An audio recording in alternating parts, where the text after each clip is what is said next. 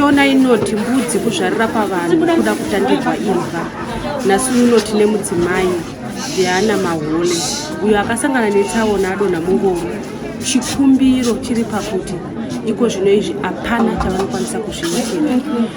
Madhaipasi chaiwo zvinhu zviri kudiwa nekuda kwekuti vanochengetwa nemwanasikana asi zviri kurema kufamba havafambi. Saka chikumbiro ndechekuti vakakwanisa kuwanirwa uchi, tinokumbira kuti chero pamawana napo pamunokwanisa kubatsira murandakadzi kuti upenyu hwake hunge hunoreruka.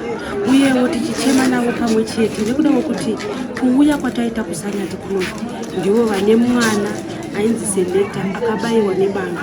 Murandakadzi achema mwana wake akarara asingakwanisi kana kuruka. Nhamba dziri kubuda pasi pechivhitivhiti munokwanisa kuti bata panhamba idzodzo. Uye pachabuda zvakare nhamba dzeikopeshi dzinoburitsa zita rekuti Rosemary Mahole. Kana tichibatsira hazvina basa kuti tawana pashoma pakaita sei, kunyange vakuru vakati atsunya arwa. Tinongoramba tichitenda nekuti tinoziva kuti kana pane kushandira pamwe vanhu vemuZimbabwe tinobatana uye kunorerutsirana mutungu.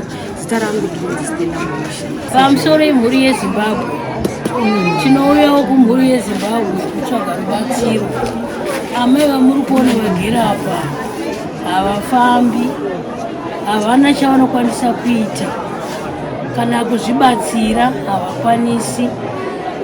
Tiri kuchemawo nechichemo chinoda batsiro kuti tiwane wheelchair.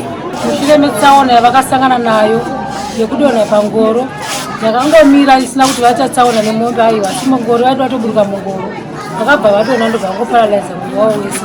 Kubva muna Mei gore rakapera zvakatipa mukana kuti tipinde navo muchipatara paRenyatwa. Vakapedza mwedzi wese varimo asi havana rubatsiro rwakawanda. Matesti ese takavaitisa asi havana chavakawana. Naizvozvo vakadzoka zvekare kuno kumhondo kuSanyatwa vanoraramira. Vakatanga kurarama nemwana wavo musikana nevaroora nemudzimai wavaigara naye kuchechi. Vakararama upenyu kuti havagone kumuka, havagone kugara.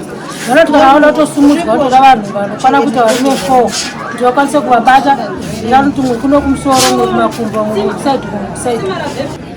Pari zvino ruoko rwavo rwanoshandisa ileft inovagadzikawo vajega kumashure kwavo zvavakaita izvo vagere pasofa.